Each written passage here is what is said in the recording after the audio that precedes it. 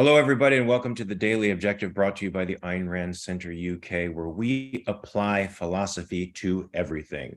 Current events, problems, whatever you may think wouldn't fall under the rubric of philosophy actually does, and we talk about it. Today, we're going to talk about campaign financing. You hear a lot of stuff out there in the establishment press about how we need to take money out of politics. Money corrupts. Money is the problem, yada, yada, yada, yada. Well, of course, as objectivists, we have a very different perspective about this. And to help me unpack this very different perspective is my favorite co-host, James Valliant. James, how are you doing today?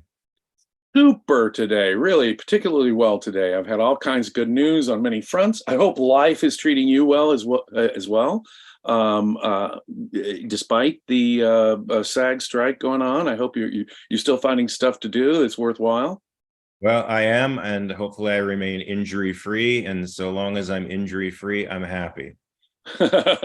Always better. Yeah, campaign finance. It's a really interesting subject because, of course, people don't get information automatically, and it takes material resources to deliver that information. And if you don't have the right to use those material resources to get the information, your free speech is being violated. Once more, we have a clear case where objectivism has such a distinctive answer because it realizes that you really can't distinguish economic and liberties from civil liberties. They're one and the same issue.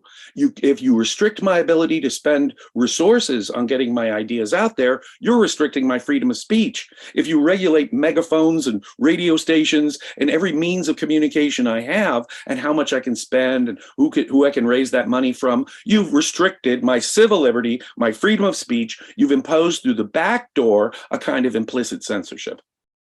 So we need the freedom to spend money on political campaigns is part of the First Amendment. Freedom of speech cannot be separated. And in this regard, both parties are absolutely wrong. Money, you see, they both hate money. It's grounded in Christian and socialist values. Money is the root of all evils, says the New Testament. And so money, as we all know, is dirty, low, and corrupt, the source of all corruption. Well, of course, we don't live in a representative republic anymore. We live more in a spoil system democracy and a regulatory state, which sort of reminds me of being in a prison. In a prison, you gotta gang up with somebody to protect yourself. And in a regulatory state or a spoil system democracy, whoever holds the levers of power is able to dole out privileges, is able to protect certain cronies, and is able to advance some interests over others. So it creates a system where people gang up, they form what's known as a lobby, and they use that lobby to influence politicians who are selling their influence at a price, of course. Now, so the problem really isn't the fact that money is in politics. And it doesn't corrupt the politics. The problem is the corrupt politics itself, and the fact that these people in a regulatory state have the power to control the property of others and the means of production, and in a spoil system democracy have the privileged dispensing powers that they wouldn't have in a representative republic. Now, now I'm speaking for objectivists by saying this is our analysis. The real problem is a political fix. It's fixing the system itself. It's not limiting and restricting your ability to fund a candidate you think should represent you. Exactly right. And once again, it's the relationship between economic liberties, property rights, and civil liberties. The left is convinced that the two can exist quite in separate dimensions. This is not true. It's the fact that government has the power to regulate economic things, regulate businesses, hand out favors, enforce antitrust laws, regulations on you name it. And of course, the more control the government is allowed over the economy, the more life and death control they have over people's livelihoods, their business, their private lives, and therefore people have more and more of an interest it's a matter of an urgency to them to have a lobby group in Washington representing their side, because these favors can be life or death to them. And so it's the power of government that causes the corruption. If the government didn't have the power to regulate voluntary, peaceful successful economic activities at all, this corruption would all be gone. Of course, corruption increases as the power of government increases. Now, is the solution to that to limit spending on campaigns? Of course not. That restricts people's ability to actually change that system. They say that these big, rich, big, fat money donors are going to dominate the system if we don't have limitations on some kind. The exact opposite, of course, is true. Look, we have way more than 300 million people in the United States. 60, 70 million people vote for each side to be president in the last presidential campaign. If only 50 million people gave $20 a piece, that's $1 billion. Now, today, in the last couple presidential campaigns, it takes about $1.4, $1.5 billion now to do a presidential campaign. But you can rate, but all it takes is a large enough constituency with small donations to raise the money that's required. So it is a total myth. If you can't organize into a interest group, I don't care whether it's the NAACP or the NRA, the gun rights people. If you can't get into an organization that promotes your ideas, your ideology, all the resources you want to it, and permit those organizations to take sides in a political campaign and to articulate their position, we have, in effect, a backdoor kind of censorship being imposed. Now, fortunately, 13 years ago, much to the distress of establishment politicians, especially on the left, the Supreme Court said you cannot restrict private campaign expenditures in a very important case about 13 years ago. Citizens United, and you'll often hear that the case bandied about, Citizens United as the source of all kinds of corruption. But if money controlled politics, if all it took was outspending your opponent, then Bloomberg would have won the Democratic nomination last time. If outspending your candidate would have...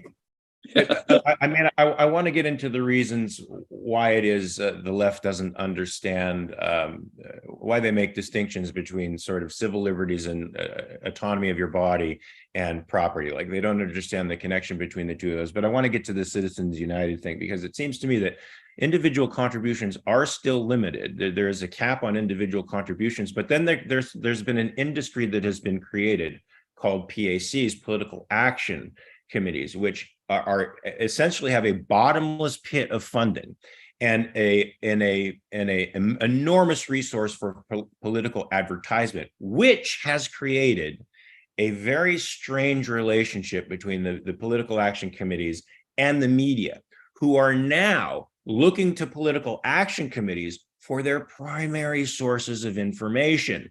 So now we've got this massive organization that wields tremendous monetary power and the ability to create narratives, becoming a source for such news agencies, objective, quote unquote, news agencies, as the AP. So essentially the AP is getting a Democratic PAC, political action talking point and using that as news. Now, that to me seems to be one of the corrupt children of these adjustments that people are trying to make to an entirely corrupt system. What say you to that? Am I wrong? I say amen and bingo. No, you got it. Back in the 70s, 80s, and 90s, they passed all kinds of laws regulating campaign financing and expenditures. And they not only said that the campaign itself could be regulated in terms of not only the amount that people can donate to them, but they have to make these disclosures. They have certain rules on how they can spend that money, the campaign itself. But they went further than that. They said private organizations that were taking political stances, labor unions, corporations, advocacy groups like the NRA or the NAACP, they could be regulated in terms of how much they spend during a campaign. And Citizens United was a great move, but it didn't go far enough, as you point out. It permitted the continuation of regulations on the campaign itself. So my contribution to a specific candidate can be regulated. It can be limited, I have to disclose it, and how it's spent by the campaign can be regulated by the government. However, if I'm a private organization, and I'm not directly contributing to the campaign proper, and I'm just buying commercials on my own. I think that these gun control laws are nuts, let's say NRA says, and that's why we're supporting the Republican candidate, let's say. That is private expenditure that Citizens United says is protected. So you're right. What it's done is it's bifurcated the system. They should have no limits on individual contributions to directly to campaigns. That itself creates this weird bifurcation that you're talking about, exactly what you're talking about. So now we have these all-powerful political action committees where all the donations are being focused because those can't be limited by regulation. So all the political money is being focused into these PACs that are becoming super powerful vis-a-vis even the campaigns, so that the politicians, when they do get elected, pay obeisance to these political action committees above and beyond even their individual constituents, who, if they had been free to donate to them, would have a voice. And so all of these restrictions are actually limiting democracy, limiting the voice of the people, and they're giving exaggerated power to some groups over others. Yes, Amen, brother. and might I add that political operatives are the heads of these political action committees, who have every interest in spinning news and spinning news cycles for their party. They are party hacks. Our founders feared, parties for a reason. They understood that people would become loyal to the party and advance the party's interests over the interests of the people and over representative Republican government. But I want to ask you this question. You sort of alluded to it by saying, we get this idea of hatred for money, and sort of the material world from Christianity. I remember talking to somebody from HRC, the Human Rights Council or whatever, is trying to sell me on some new crusade they were on, which I clearly violated property rights to me. And when I mentioned that to this young 20-something-year-old, she said, well, human rights and property rights are a separate matter. And I mic dropped in that moment, and told her they weren't, and she could not integrate the fact that human rights and property rights are inseparable. Now, what is it that stops the left in particular from understanding this integration, this all-important integration? Well, that's exactly it. It's a mind-body dichotomy, which has really governed each side. If you look at the left, and Ayn Rand made this observation 60 years ago. If you look at each side, they've taken each side has taken a different side on the mind-body question. What part of reality do you consider important? And the part they consider important is the one they want regulated, not free. So the spiritual, moral issues are of great concern to the right. And so they want to regulate school prayer and moral conditions and things like abortion. Our moral lives, our souls are what really concerns them. And so back in the day, the Republicans weren't the ones so afraid of censorship. They wanted, pornography to be censored. They wanted bad ideas to be censored. It was the conservatives who wanted censorship. And so they actually pitted property rights versus civil rights themselves because of their stance, in effect, on the mind-body question. On the left, no. Consciousness is, to the modern scientific type, consciousness is really just a myth. And so all we are is stomachs to the left that need to be fed. And since all they are is on the body side, the material side, what they want to regulate and control is the economy. And so this mind-body split is really affects the way the left and the right look at it. But property rights and civil rights, it's really basic. The only alternative to individual property rights is slavery in one form or another. Any critique, and I'm going to say this in italics, underline it, and put 3 exclamation points behind it. The only option to individual property rights is some form of slavery, period, end of report. That's hard for the left to get because they only see slavery as chattel slavery. And if it doesn't exactly fall under that rubric, if you're not living in a mud hut with no clothing, being overseen by a massa, you are not in a state of slavery. There's an interesting question by Catherine for $1.99 that I want to throw by you, because I think this is a necessary thing for us to deal with right now. Do you think there should be any cap or oversight? Now, can I just say first, I think I can answer for you and say, of course not. There should be none of that stuff. But living in the world that we do today, I mean, what can one do when we live in a world where low-level civil war is basically promoted by the government? You have to organize into groups and pressure government for privileges. If to stand outside of that power metric is to actually not gain and to harm yourself. So what do we do? How do we get out of this? Well, naturally speaking, the business community should be our friends. Unfortunately, in reality, business people have been acting as their own destroyers and fulfilling Karl Marx's prediction that the capitalists would sell the very rope that the communists would use to hang them with.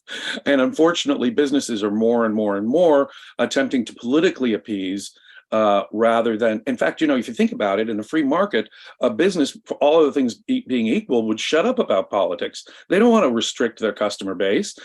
They want everyone to use that. I don't care if Democrats use my toothpaste or Republicans use I'm selling as much toothpaste as possible. So the natural inclination would be to stay out of politics, or if more important, the natural inclination would be to protect the free market, their profits, to get lower taxes and lower regulations. So if they had any correct understanding of their own actual long-term self-interest, that's what we should do. We should approach business people, wealthy people, try and convince them that their natural interests are in fact on the side of supporting free markets. Yes, we need to have our own lobby groups.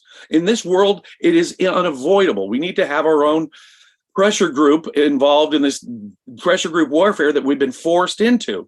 And we have, it seems to me, a group of people who, if they were properly educated about philosophy, would be naturally on our side and a source of resources for us.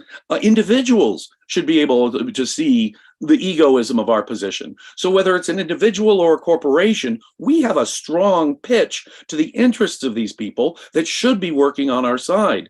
But again, it's a matter of ideas and getting those ideas through to people.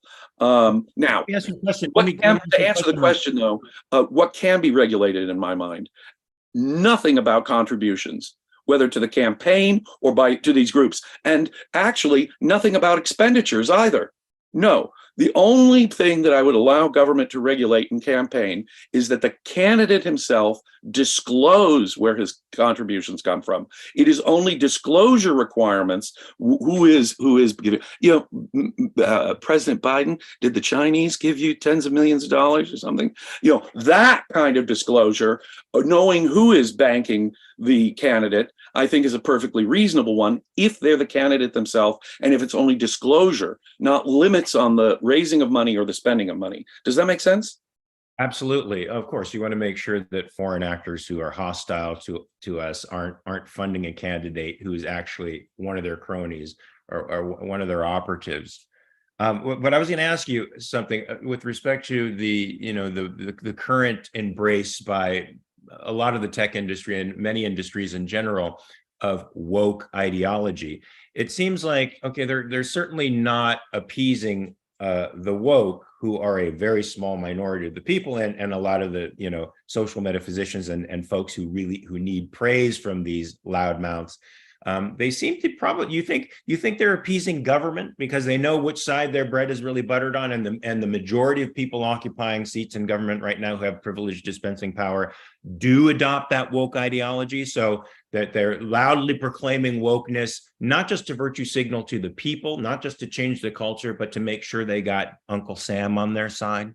I think that's part of it, but I think a lot of the wokeness is really to appease these interest groups and not get these angry protesters.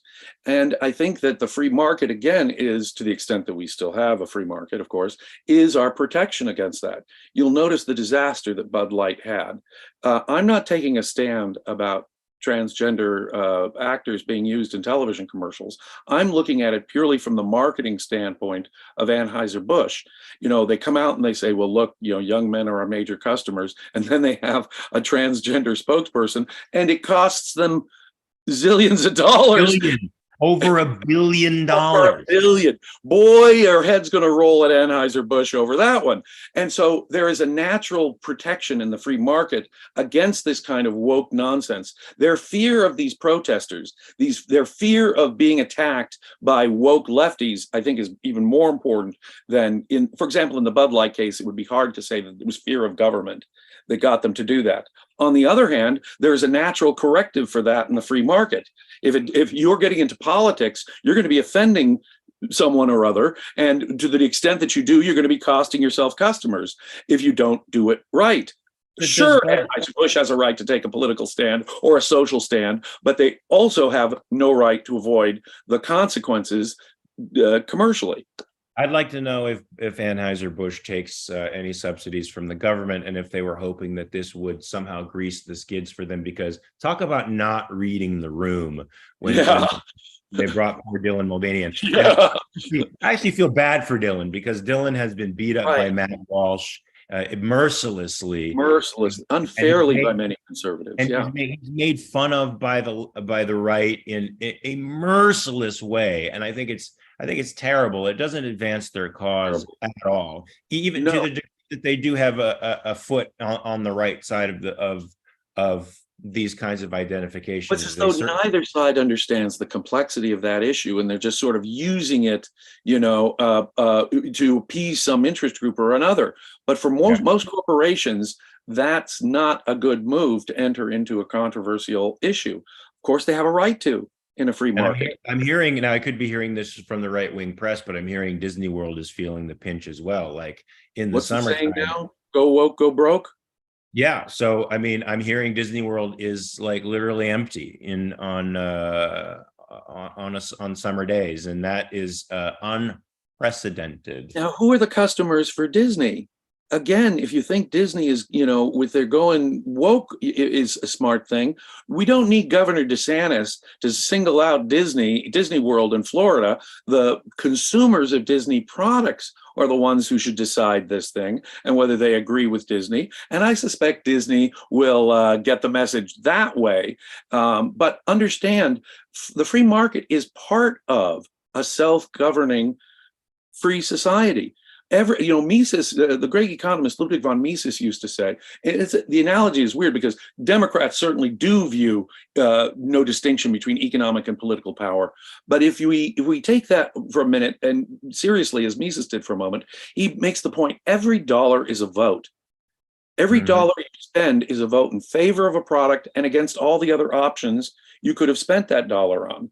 And in effect, if we don't let people spend money the way they want to, we are in fact impeding real social, and I'm going to a little bit be on the side of the left, impeding real social progress if we don't allow that. On the other hand, we're imposing your bizarre philosophical fantasies on people if we don't have it either. So what people need to do is have the freedom to spend the money, whether it's in politics or on a product, as they see fit. That is really what being in a free society means. Indeed. Unfortunately, the concrete bound left sees their actual vote instead of their dollar vote as more significant. I have just one more super chat before we get going, James, because I have a pretty tight schedule today. Bonnie, YT member, can't super chat, but just wanted to say that there is an abundance of choice today at 1 p.m. Eastern, and this thoughtful TDO has the greatest value for me. Thank you, Bonnie. That's awesome. I mean, James, I feel like we could talk about this forever. I definitely think our perspective should be in the mainstream, and it isn't. Hopefully one day it will be. And when it does, we'll start to actually see change. I have a couple of announcements to make before we sign off. Next week, starting on Monday, ARCUK is launching a daily version of the Thursday Collective. So if you thought the Thursday Collective was an awesome deal, now you're going to get it 5 times a week instead of just one. So 5 times more fun, folks. From Monday to Friday, 6 p.m. UK time, the daily objective will adjust and start half an hour earlier at 5:30 p.m. UK time. Okay. I put that out there without really comprehending what I was reading, but I hope you guys got it. And I'm looking forward to this daily collective thing, man. I want to get in there and mix it up with as many people as possible, as often as possible. James, as usual, it's been very enlightening talking to you. I hope some of your wisdom got through to the world out there. It's benighted. It needs to be turned around. And I hope to see you very soon. Are you going to be on the daily? Are you going to be on the Thursday Collective tomorrow? Tomorrow, I think we're together again for the Daily Collective, and later today, I would urge people to check out Dr. Lee Pearson, Cutting Edge. We've got some great stuff coming this week too, but next week, yeah, what exciting changes are coming. I think you and I are going to be involved in a bunch of those. So be well, my brother. Yes, you too. And folks out there who are watching us, please tell a friend, please subscribe, please tell your friends to subscribe. This is the antidote to the insanity that you see out there. And in the meantime, always remember to check your premises. Peace.